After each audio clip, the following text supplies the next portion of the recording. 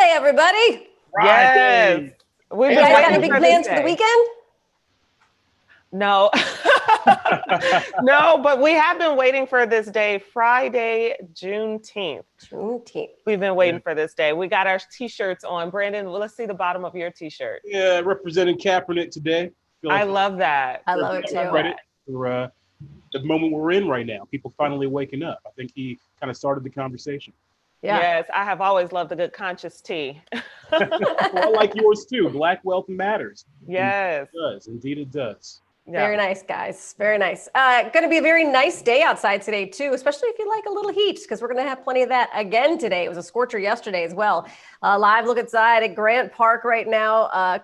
Want to let you know, too, today is another ozone action day, actually until midnight tonight. So if you have someone in your family who is sensitive, make sure they limit their time outdoors today because they will likely be bothered by it as the day wears on. No clouds out there yet this morning. Likely only going to see a few as the day wears on. It's going to be a warm day, toasty, as I like to say, 92 degrees. It's already 84 at O'Hare, so it's already pretty warm out there. It's just going to get a little bit warmer. And then as we head into the weekend, that's where things are going to change a little bit. So Saturday, 91 is going to be our high, 92. It's going to be hot and humid out there.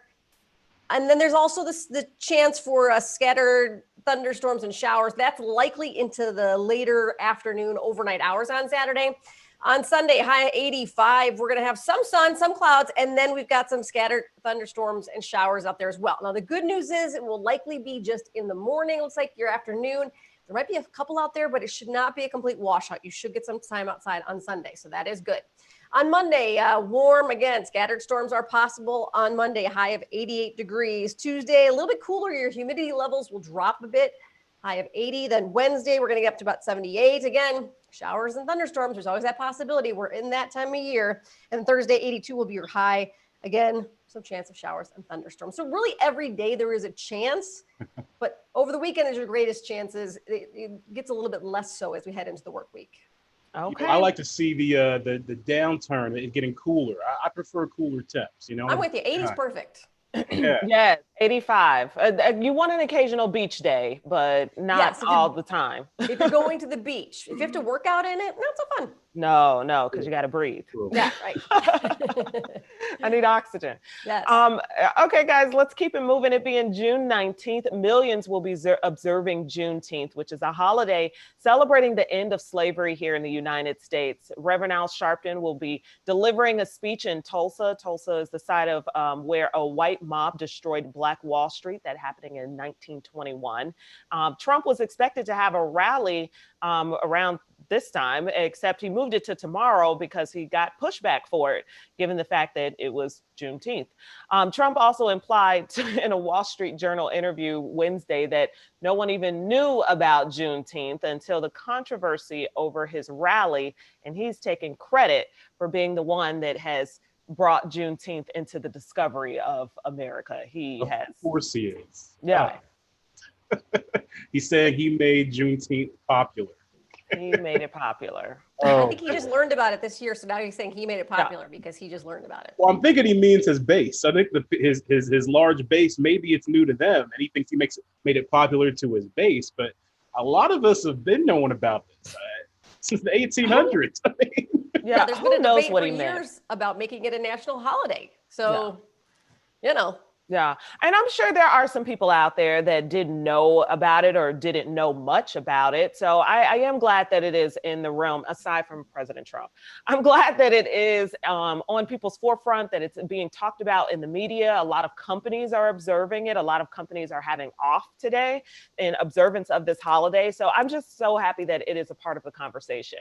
Yeah. Yeah, it is exciting. And did you guys see the Google Doodle that was done? If you go to google.com, they have this thing from LeVar Burton. I don't know if we have images of it. We do. Pretty cool that's artwork beautiful. Here. Isn't that nice? Yeah, I love the colors. Oh, yes. It draws you right in. And LeVar Burton, he actually narrates it. Yeah, it gives you a little history right there. And yeah, it's beautiful. Google does this for a lot of different things. And their Google Doodles are always really thoughtful. But the cool thing is when you click it, it takes you to more resources and information about Juneteenth, about slavery, and about resources and places you can donate to continue the work for fighting for freedom for people. Yeah. And I mean, Juneteenth, obviously, all the slaves weren't free on exactly one day. It took time for that message to travel and for specific states to actually observe what the federal government has decided. But we are going to get into all that history in just a little bit later, in just a little bit later today. You should be tuning in for our Juneteenth Freedom Day celebration. It's going down at 11:30 a.m. right here, right where you are right now. You don't have to move, you guys. So make sure you are tuning in. We're going to break down why we celebrate, who should celebrate, and the best ways to celebrate. And we're going to play a little game. And this is not about, again, a celebration, but also moving the conversation forward. So it should be a good time, good conversation, and a little bit of fun too. Yeah, got our WGCI morning show family joining us for that game of Black Card Revoked. Me and Felicia versus Kendra and Kyle. Leon is going to be hosting. I love when Kendra does games because she gets so into it. She's going to lose her mind. It's great. Yes, Brandon, we cannot get embarrassed today, okay? I hope you study it up. Study? What is there? What is there to study? I thought I was qualified. I don't know if there's any movies you haven't seen. I need you to tell me now. Any literature, any TV? Just let me know so I can catch you up. Okay, same for me. I'm going to be playing at home, Felicia. You better do better than me. I know. I cannot guarantee. We all grow up in different places. That's true. That's true.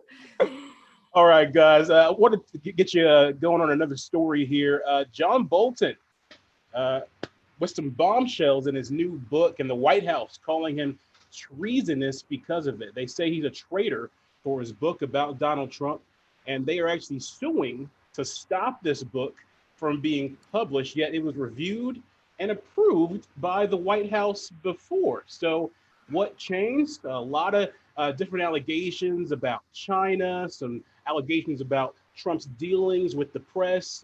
There's even an allegation that he floated that some journalists should be executed or given the death penalty, which is a scary thought. Nancy Pelosi, she's upset that Bolton knew of Trump's activity and didn't speak at the impeachment hearings about all this, when it would have been pretty important to kind of hear some of this new information. Yes, that's the main thing that's so upsetting for me is if you knew all of this misconduct was happening, you're now just starting to speak out because you've not only been kicked out or left, and then now you have a book and you're trying to promote this book. My goodness.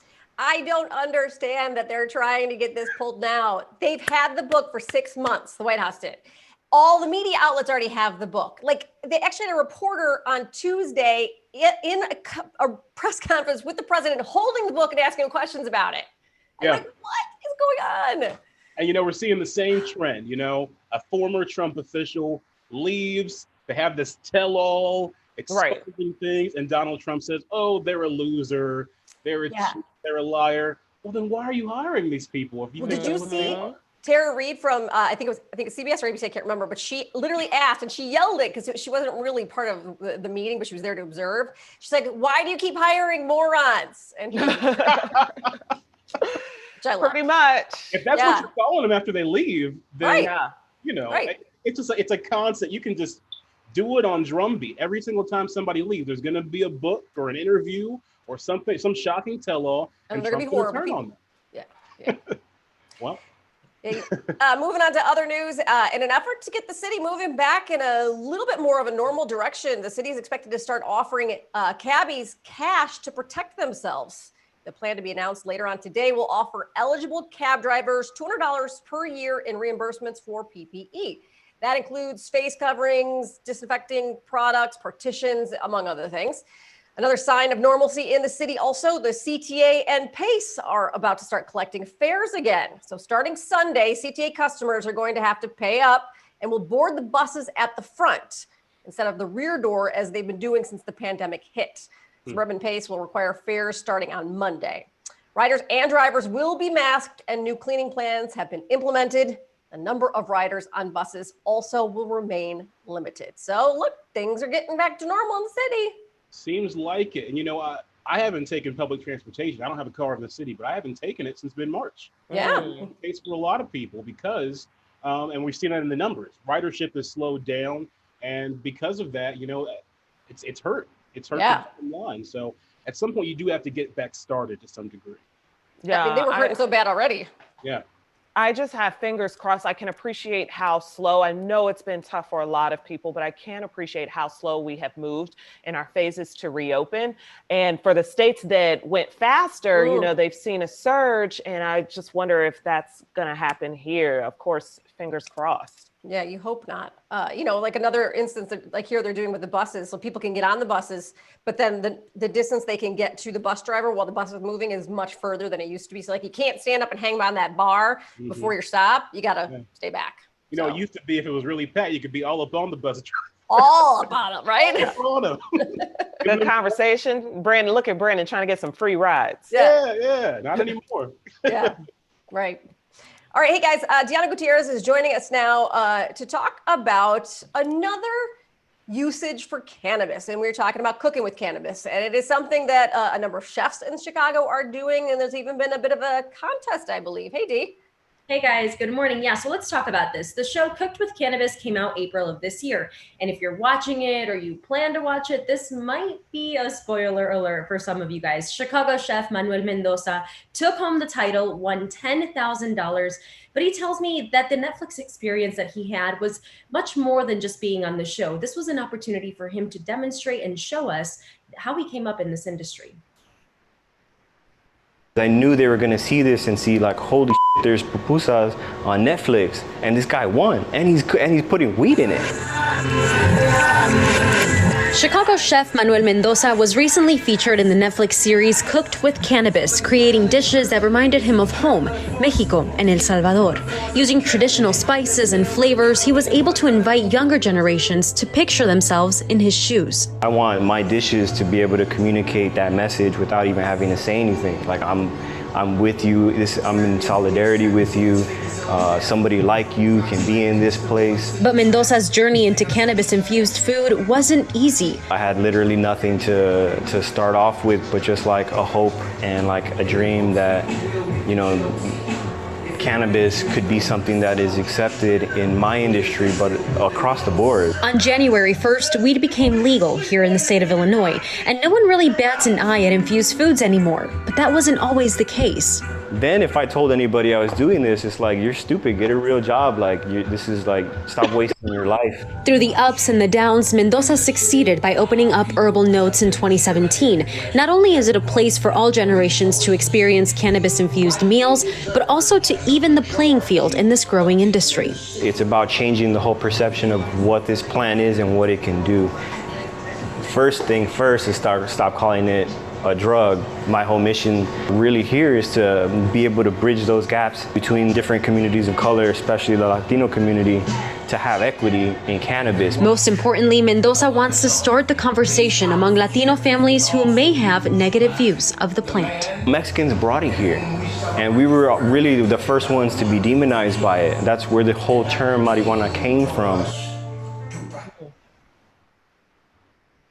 Well, there you have it. And even though we are at phase 3 with reopening, Mendoza says he plans on focusing more on standing with the protesters and fighting for, after the death of George Floyd. Now, he has some advice for those who may want to try some cannabis-infused foods. He says go low and slow, and also microdose of CBD and THC so that you know your tolerance. I guess the easiest thing here is if you have any questions, just head over to your local dispensary. I'm sure they can help you out there as well. Yeah, it's interesting. I recently learned from a chef we had on the show that when they cook, because when you cook with it, you're not exactly sure how much you're eating all the time, but CBD counteracts THC, and they're both part of the marijuana plant, obviously. But it, like, if you feel like you're going too far, it will help bring you back, almost like curing a hangover.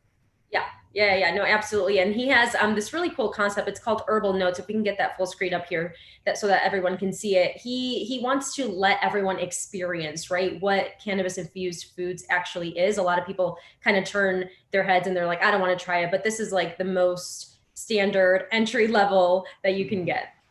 Yeah, I want to stress to everybody, it's important that you do the low dosage and do it with someone that's a professional like him. I mean, It's great that he's offering to help people out here, because if you do too much, you don't want to get a whole, you don't want to just jump into something without knowing what you're getting into. So, well, and for people who smoke it versus people who eat it, eating it is a very different experience. It hits your system differently at a different time period too, because I know some people who only eat it and some people who only will smoke it. And so you got to know what you're doing. Brandon, how did you get so knowledgeable on this subject? It's legal now. Yeah, if you research Felicia, it was so funny because when I asked him, I was like, do you just go all in, like just go try whatever? He's like, no. Like his eyes opened up really large and he's like, no, that's not the way you want to go. So just check it out. Actually, yeah, that's really good to know. For someone that I don't have any experience with it at all, like I would know that. You know how they talk about infused cookies. Yeah. Right. Infused cookies. Usually you eat the whole cookie. 5, you might eat 6, 7, 8, 9, 10 cookies. Not the way to go if you're gonna go. Yeah, Felicia. I wouldn't see. That's something I wouldn't know. So that's actually good information to know. Thanks, Deanna. Oh boy, it's an important conversation to have. It sure is. I think a lot of people don't know. You don't eat the whole thing. It tastes good, but you don't eat the whole thing. Yeah, I would not have known that. It's easy to. It is easy to. Okay, All right, guys. guys. So excited. We've been planning because at 11:30 today, we are going to be having our Juneteenth special.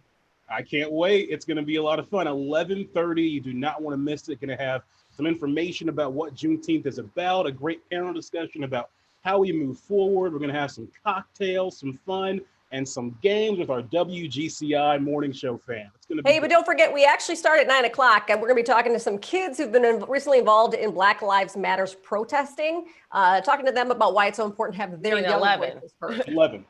11, what did I say? 9. Oh my gosh, I meant 11. 11. I was like, tomorrow's Saturday.